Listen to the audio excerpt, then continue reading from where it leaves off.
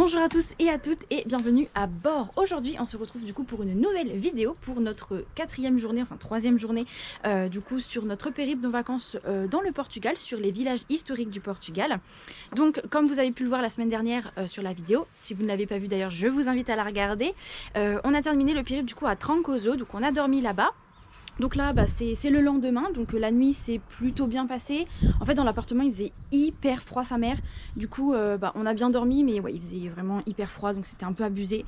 Mais du coup, on est parti très vite parce qu'on a pris le petit déjeuner dans un café. Donc en fait, à Trancoso, comme on était un petit peu éloigné, on s'est rapproché. Il y a un grand parking en fait qui nous attend juste à côté de l'office de tourisme et de la grande porte principale qui s'appelle la Porta del Rei, donc la porte du roi en gros. Et on a pris un petit, voilà, on a mangé des pâtisseries locales, bolo de arroz, pastéis de nata, on a pris aussi des chaussons aux pommes, donc ça c'est un peu moins local, mais bon, jus d'orange frais, café, etc. Donc c'était très sympa.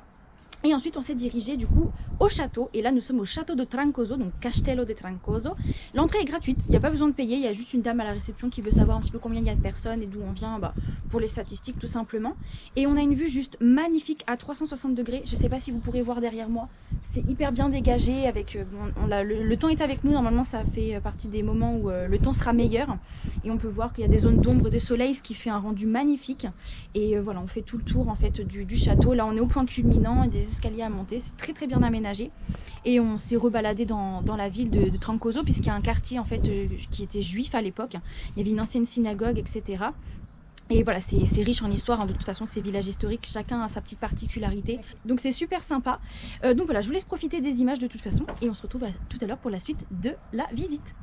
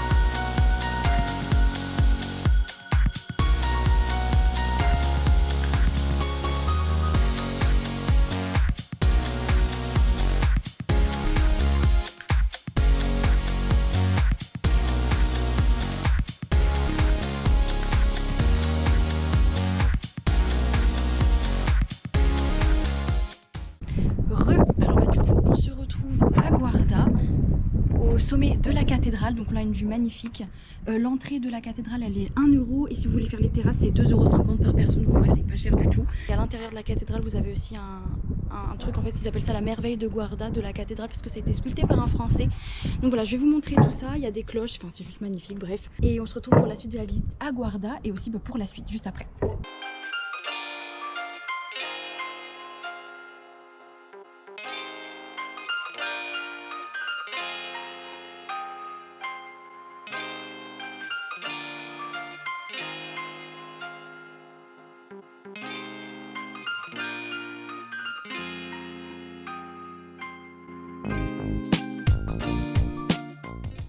On se retrouve du coup sur la prochaine étape qui est le village de Belmonte, qui est un autre village historique.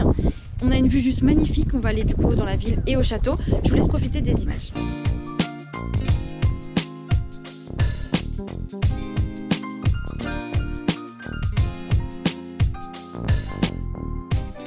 Bon du coup toujours à Belmonte, du coup c'est très sympa, on s'est un peu baladé dans les rues. Là on est au, bon là on le voit pas, mais on est au château et du coup on va aller le visiter parce que du coup ça a l'air vraiment top, vraiment sympa.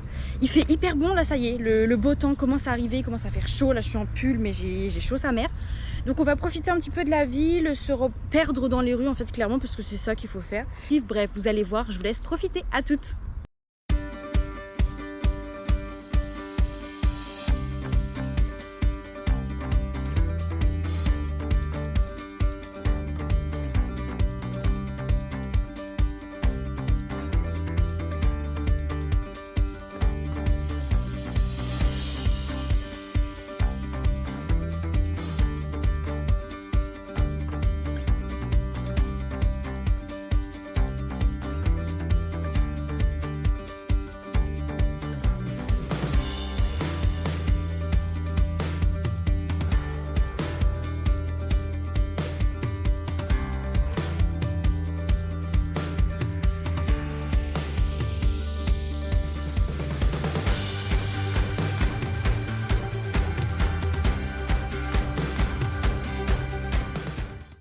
Donc là, on est dans le château. Hop, je me pose ici pour vous. Donc c'est 2 € par personne le château. On a une vue du coup qui est vraiment super belle. On l'avait déjà d'en bas, mais d'en haut c'est toujours plus sympa. Là, on va monter à une tour. Vous allez voir les photos de toute façon, enfin les vidéos. C'est vraiment sympa, c'est hyper bien aménagé. Il y a plein d'églises. Il y a une synagogue parce qu'en fait dans ces villages historiques, il y avait beaucoup de quartiers juifs. Donc on va regarder ça et puis bah pareil, vous verrez avec les images. On se retrouve juste après.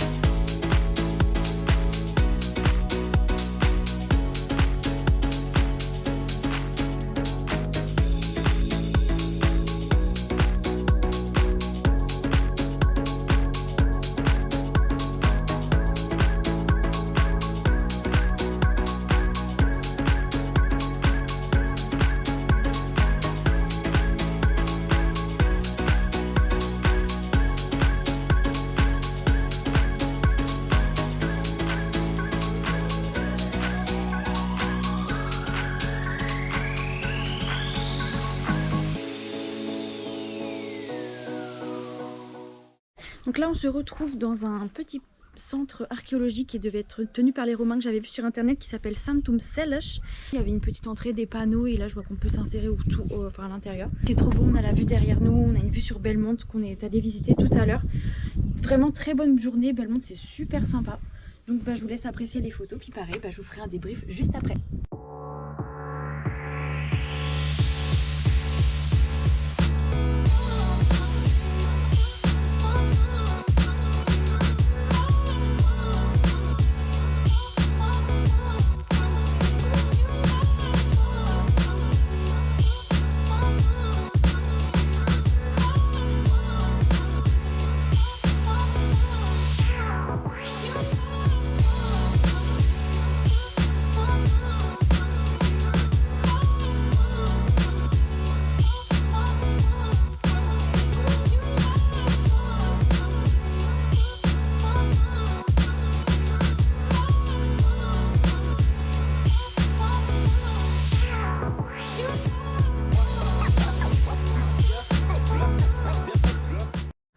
Alors bah, on est bien arrivé donc à la dernière étape. Donc après Belmont, on est allé du coup non justement après le Sellach Sanctum Sellach, on est allé donc à notre hébergement qui se situe à Sortelia. C'est à 30 minutes de Belmont clairement. Et déjà sur la route c'était magnifique, on avait une vue sur les vallées, enfin c'était un truc de malade, il y a des roches, de toute façon vous allez voir sur les vidéos. On a réussi à retrouver donc notre hébergement qui s'appelle Casa de Campanario. Un peu compliqué mais ça va, les personnes parlent hyper bien français. On a réussi du coup à trouver malgré beaucoup de mal l'hébergement.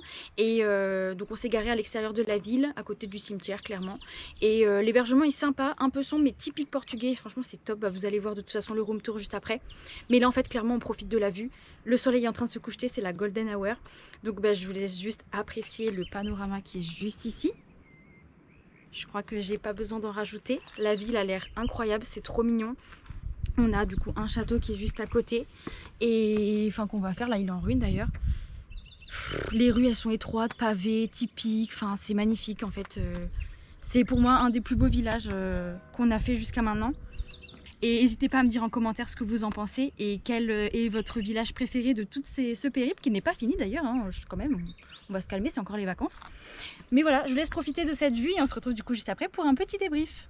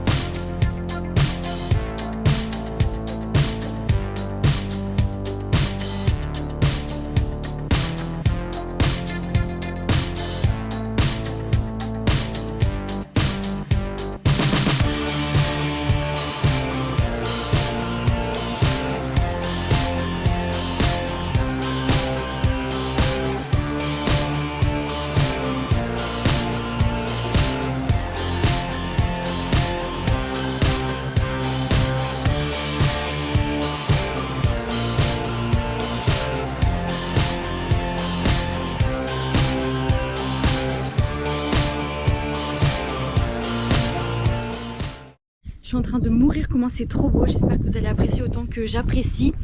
J'espère que les images vont bien rendre aussi. C'est vrai que pour retranscrire en fait la beauté, c'est pas évident, il faut le voir par soi-même. De toute façon, tous les villages sont magnifiques, mais la route pour aller à Sortella, putain, c'était incroyable. Et genre pas déçu. Bon, les éoliennes là, bon, voilà, on va pas en parler. Mais sans ça et aux alentours de l'autre côté, oh le vent, c'est magnifique. Donc j'espère que ça vous plaît. En tout cas, je suis trop refaite. De toute façon, là, on va trouver de quoi manger. Donc, de toute façon, dans la ville, il n'y a qu'un seul restaurant. En dehors de la ville, il y en a un autre et sinon, il y a un bar. Et le bar est relié à là où on loge. En fait, ils sont de la même famille. Et ils parlent très bien français. Donc de toute façon, si la vidéo vous a plu, n'hésitez pas à nous le faire savoir encore une fois en commentaire. Hein. C'est le petit j'aime, l'abonnement, tout ça, tout ça. Je sais pas si je referai une vidéo. Si jamais j'en refais pas, je vous souhaite du coup une très bonne nuit, très bonne fin de journée. Et on se dit à la semaine prochaine pour la suite des aventures.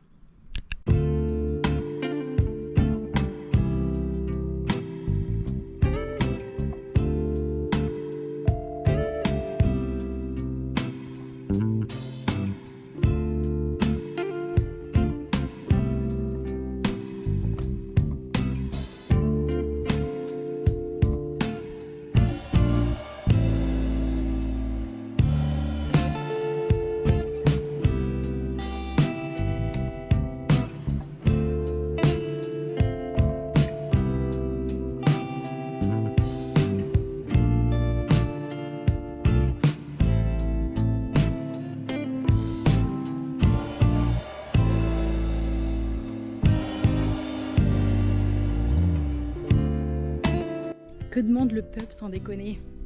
Franchement, on n'est pas bien là? C'est pas le meilleur endroit là? Et ça, c'est le Portugal que personne connaît, enfin très peu connaissent. Franchement, Sortella, qu'est-ce qu'il vous faut de plus?